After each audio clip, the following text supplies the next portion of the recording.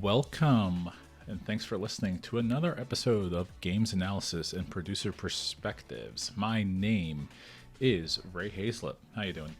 How's this week? This is a couple of days, about a week before Halloween. I think like a couple days before Halloween by the time this goes out.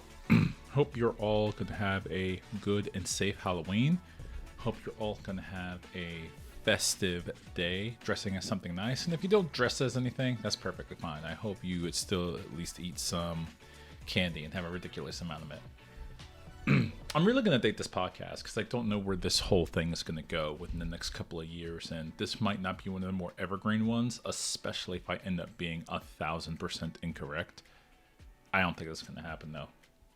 I'm going to talk about AI for the next several minutes. This is going to be more of a rant than it is going to be a highly educational or well thought out podcast. I just need to rant about AI in video games, in art, in tech for a little bit. The big impetus of this rant, if you want just the theory or the thesis of this, here it is. It's all useless. If you're watching the video version of this podcast, right about here, you're going to start seeing what someone has said is a brand new AI generated video game that will revolutionize the way that we are going to consume video game content. And it looks like the most jank, bog standard first person shooter with a bunch of stuff that you can do, but you're not even controlling the character. You're just giving suggestions to what and where the AI will generate the next iteration of things. And it's full of things that make no mistakes. It's full of typos. It's full of geometry that just unhinges. It's full of things that just pop in and out. The actual weapon loadout of the avatar character keeps changing. Ropes and pipes appear from nowhere. The enemies go from either shooting bullets to lasers. There's a subway train that just shoots out the subway platform. There's a subway, the subway train goes away, and there's a ladder that just appears where the subway was. One of the subway doors opens and there is either another subway or you're on the platform. It makes no sense. It's a fever dream. And yet there are a bunch of tech bros saying, this is it. This is the future of video games. Once Gen AI is going to make all video games. And it's like, you fools, you absolute fools. What am I looking at here? I know the average AI tech bro, and I don't know any other name to call them besides clanker, and I'm gonna call them clankers. I know the average clanker would probably look at this video and say, "Oh man, look at this. We're only a couple years away." Listen, we've been a couple years away from this tech not being embarrassing for the last, it feels like 3 years, and it's still how many trees, how many resources, how much electricity did this abomination of a tech demo cost to make? That's what I want to know. Because the last time I saw a tech demo for video game AI, and if I can find it, I'll throw it up here. Just ping, it's playing right here if you're watching the video version of this podcast. This should be the Quake 2 version of the game. John Carmack himself said that this was impressive. I showed this off last year in one of the classes that I teach, saying, I cannot believe this, but one of the original creators of Doom and one of the original creators of Quake 2 looked at this video and wasn't embarrassed. And I find that absurd. The thing you have to realize, this video that was made by Microsoft of Quake 2, this generative AI Quake 2 video game, whatever, supposedly it is playable, but if you look at this does not look playable at all. It looks, again, it's beyond fever dream. It's like you're way too high on sativa or something like that. Disgusting. And the energy cost of that video, I think the kilowatt hours for it was about as much kilowatt hours as the city that I live in, which is about 150,000 people at its peak. I think it used as much energy as all of the houses for one day in the city that I live in to make this game. That's not okay. Because it's a demo for a game that no one is taking seriously. No one that makes video games is taking seriously.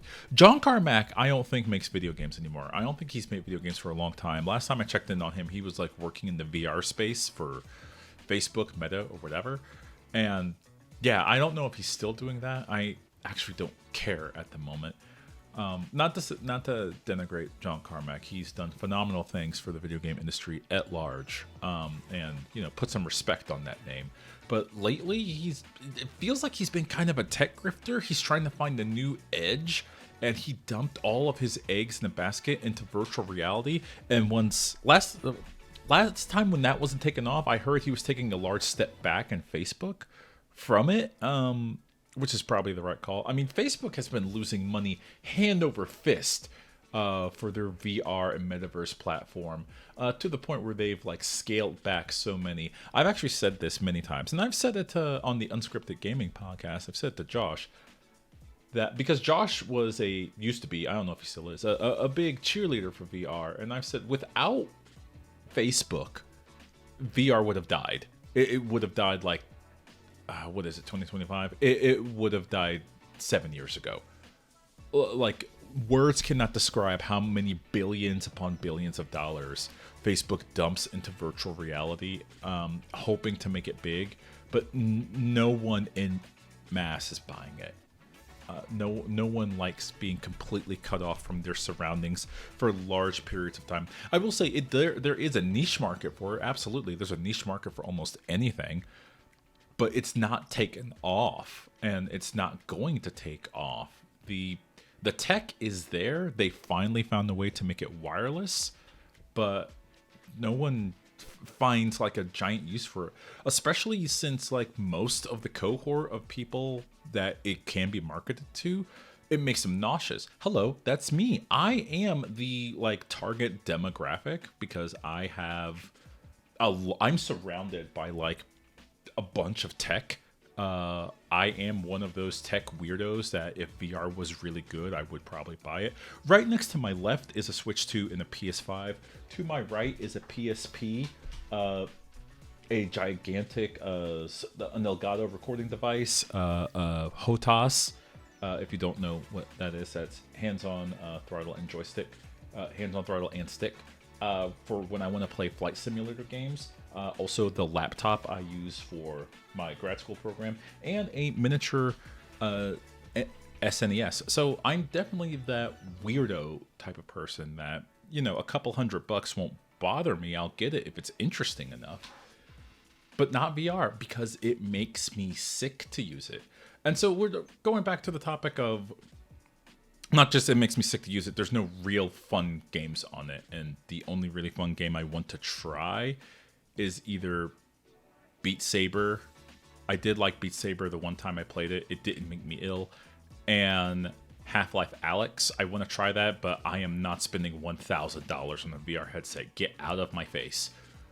Back to AI. AI feels like the VR of our generation, to where it might stick around as a niche thing, but it's not taking off in the way that we think it would be taking off right now, especially when people are trying to use it to replace art. And that is a new form of embarrassing. Tell you what, I'm going to pause right here. Because we got to go ahead and do an ad sponsorship. So wait right here. I'll be right back. Do you like drinking coffee? Of course you do. You're listening to this podcast. That's pretty much most people listening to this love drinking coffee.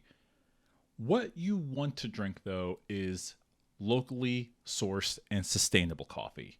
How about some coffee where every time you make a purchase of it, 5% of all of its sales go back to charities to go ahead preserve the great outdoors? How about a coffee that only works with local farmers? Coffee that gives you a great taste.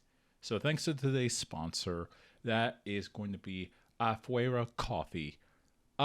You can go ahead, go to afueracoffee.com, and you can order some specially sourced, single sourced actually, sourced from the Rainforest Alliance Farms in Central and South America, coffee beans, ground or whole beans, and get that delivered straight to your house. You want to use my promo code RHAZE, that's RHAZE, at afueracoffee.com. Order yourself some coffee, and they're going to give you 15% off just for using that promo code. Go ahead, get yourself some coffee, and enjoy it knowing that you're giving a little bit back to the environment. Okay, so I'm back. Ad break over. Here's the thing about AI when it comes to AI in video games. Some people do swear by AI in video games because it makes scripting easier or it makes concepting art easier. Here's what I want. I want some big company to make a 100% Gen AI or full AI made video game, and I want the obvious to happen. I want it to fall flat on its face, because anyone that looks at the video that I probably still have playing in the background of this game, this generative AI game, anyone that looks at this, that plays video games, sees it for what it is, and they're like, this is slop. This is trash. If this was a real video game, I would buy it as a joke, but you miss me with paying $50 to $80 for this. No way, no how. The same 7 companies are the ones trying to push us into some weird sort of generative AI quote unquote revolution, and it's been just failing. Let me talk about these companies. There's Alphabet, which is Google, Amazon, Apple, Broadcom. Broadcom is a gigantic tech semiconductor and infrastructure company. I didn't know that until like literally yesterday, but it's apparently one of the largest providers of semiconductor and infrastructure. Just something I didn't know. Meta, which is Facebook, they've rebranded as Meta. How's that going, by the way? How's the metaverse, Facebook? How's that swinging? Anyways, Microsoft, Nvidia, and Tesla. Tesla? Yeah, believe it or not, Tesla. Tesla really wants to get into AI, and they use XAI, which is on their website, Twitter, whatever. None of this is kind of like all they're doing is everyone is passing around the same couple billions of dollars around to each other to go ahead and prop up OpenAI amongst other different AI companies to try to make AI happen. They're trying to make fetch happen. And it's not working. There were several companies that have recently fired all of their employees. Not all of their employees, a large substantial chunk of their employees. And they had to rehire them back. They wanted to replace them to use them for AI and had to go ahead and get them back. Because the thing about using AI for any sort of work, especially if it's important work or finance work, is that you better get it right the first time. Otherwise, you're going to have a human go ahead and double check all of your incorrect work. And that's not something that most AI, as it stands right now, is good at, because a lot of what people think is advanced AI tech just isn't. It's kind of dumb. And to believe that it has the creativity to make a video games are a very specific art form. Yes, it's an art form I am close to because I have made video games. I've worked on teams to make video games. I, to this day, teach people how to make video games. I talk about it, I read about it, I listen to podcasts about it. It is something that takes up, of course I play them, it's something that takes up an extremely large portion of my life. So it is just incredibly insulting to say like, well, an AI can do it. And it's like, no, it can't. There are whole teams of incredibly brilliant people that sometimes cannot make a good video game. And you're telling a robot to go ahead and scrape across the internet and try to fit one together? A robot barely understands level design, let alone how to make a video game. I'm not sure ChatGPT could make Pong work well. I'm at that stage of like dissing generative AI. So let me go ahead, before I go on, we're going to pause right here for another ad break. So I'm going to take a pause. So you know what I like? I like energy drinks. I take them every time right before I work out. And what I don't like about energy drinks is when you do take them, you do have a caffeine crash right after them. And so I'm always shopping around for different energy drinks that will give me a better caffeine high, as it were, maybe a more natural high. So we got today's sponsor, Aspire Drinks. If you want to go to aspiredrinks.com, what they give you is healthy energy that delivers balanced, crash-free 80 milligrams of natural green tea caffeine. They are sugar-free, and they come in a variety of delicious flavors. They will keep you refreshed and focused all day long. Now, as a new sponsor of this show, they are giving an exclusive discount when you are at the checkout. Enter the promo code RHAZE, and it's like Ray Hayes. Yeah, RHAZE at aspire.com when you order some energy drinks. You could just buy a pack for yourself or just make a subscription if you've already had them before. Once again, these are gluten-free, keto-friendly, soy-free, vegan, and kosher natural energy drinks. The discount is going to give you, the listener, a 20% discount. That's a heck of a deal. Go ahead and put that into, once again, aspiredrinks.com. That's RHAZE. You're already going to probably go buy some energy drinks. Why not buy a bulk? Buy some in bulk. Tell them Ray Hazlip sent you. All right? And we're back. So, getting back into AI in games. Large South Korean-based publisher named Krafton has decided that they are going to be an AI-first studio, an AI-first company going forward.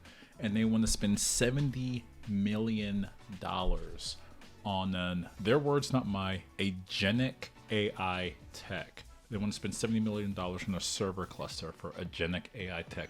I'm going to be honest with you, I have no idea what agentic AI is, and maybe the quote unquote risk of sounding like a Luddite, maybe I don't care. That's another thing. I'm getting sick and tired of being called a Luddite because I don't like scam tech.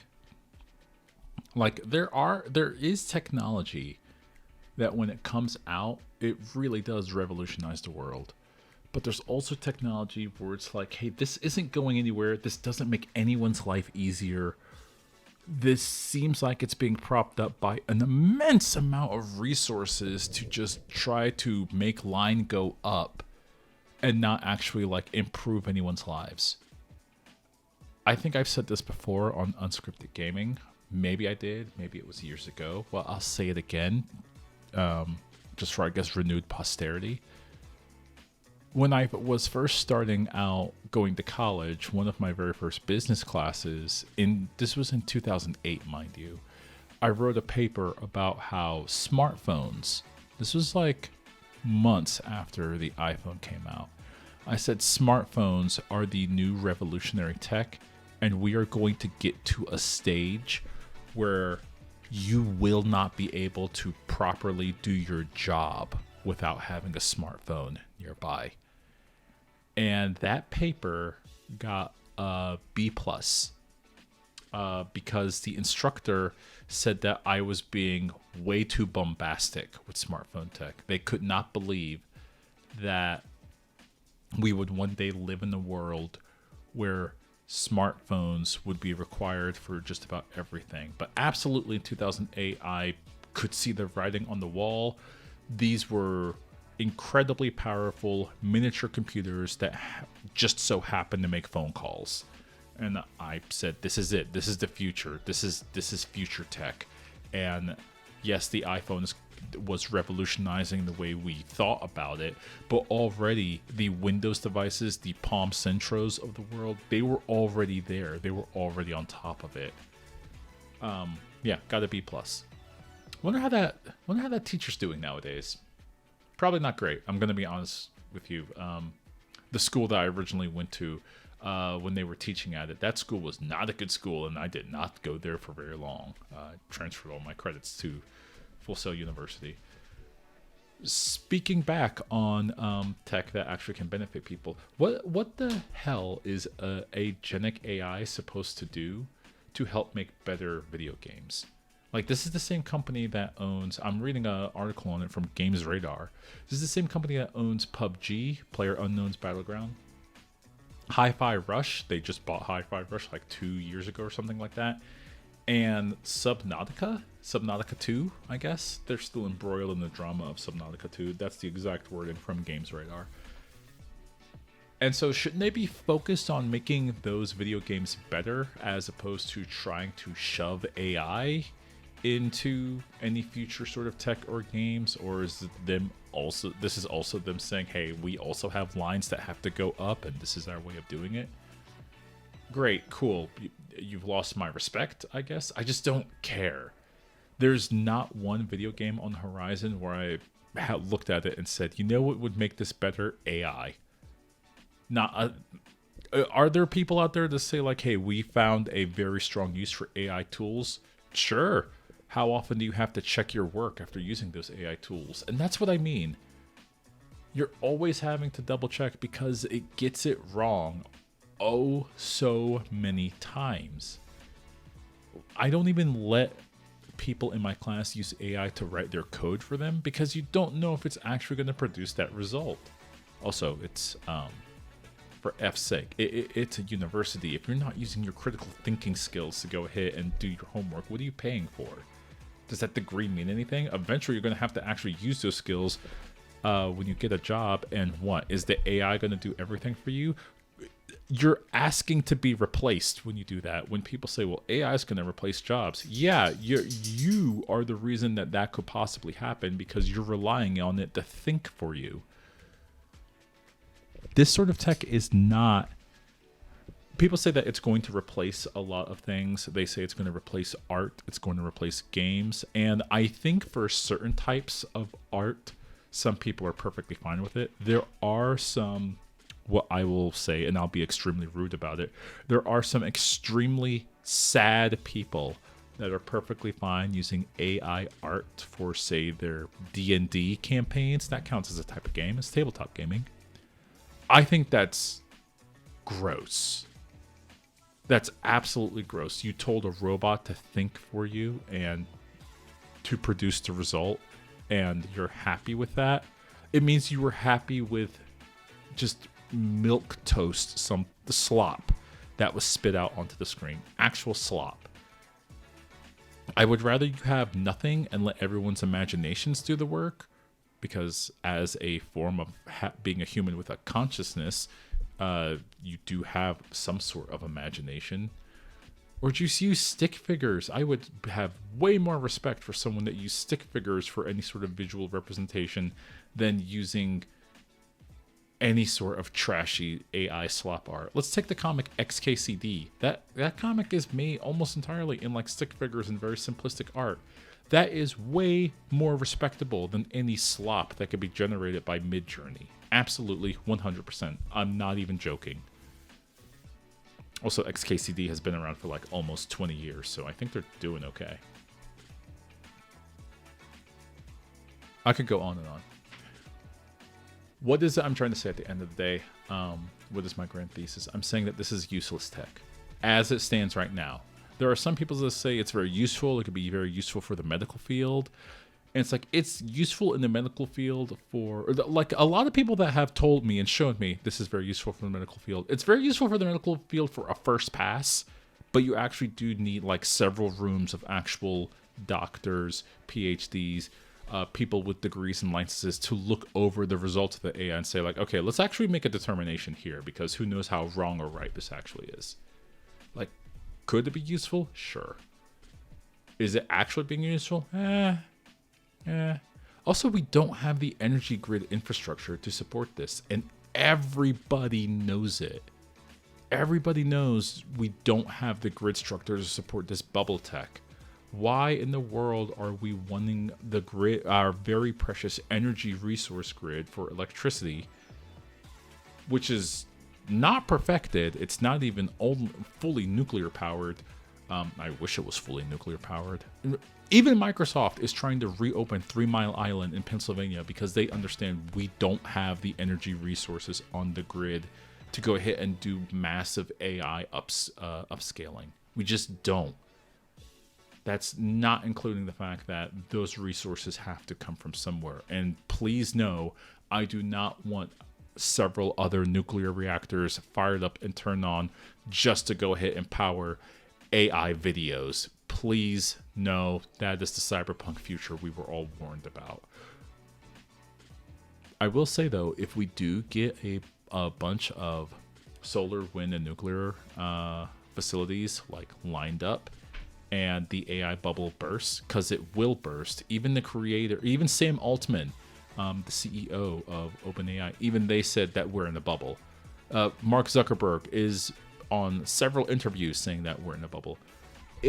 When that bubble bursts and we have a bunch of green tech to go ahead and help power our grid, that's a win-win. I'll take that. Because I'm done pretending that this isn't just awful demon tech. Well, there's going to be... I'm more angry at this than I was in virtual reality tech, is because virtual reality tech, it's like fun or funny for a couple seconds, and then people realize, okay, I'm wasting my time doing this, or they move on to something else, or they realize they don't have the space, or they don't want to put something on their head, or blah, blah, blah. This, though... This is going to take a little bit of time for people to truly realize, okay, we need to stop. Fortunately, most of the people that actually use like AI videos or AI art are kind of some of the worst people that you know. Most of the time, not all of the time, obviously, but most of the time, the largest purveyors of AI videos and AI art. I mean, it's 2025, October 2025. You have the current president of the USA constantly using AI art videos. Why? Because of course that person is cheap and doesn't want to pay an actual artist to make content. Why would they? Make a cheap video, burn a bunch of electricity, burn a bunch of water. Who cares? Same thing with AI art. Of course you don't want to actually pay someone to actually do a good piece of art. You want just slop to get it out there, get some clicks, and go on with your day. You don't care. Yeah, the people that absolutely don't care about the output of their work, they're the ones that really care about AI art, AI games, AI videos. I saw a comment on Blue Sky, and it was a comment about this video that we're talking about right now. And I love this comment, and I think I'll end the podcast with this. The comment said, this video looks like what people that absolutely hate video games thinks video games looks like. I think that's actually correct. Because no one that casually, even casually, just plays video games looks at that and says, yeah, that looks good. No. People that cynically look at video game players as insert a bunch of slurs here, I guess.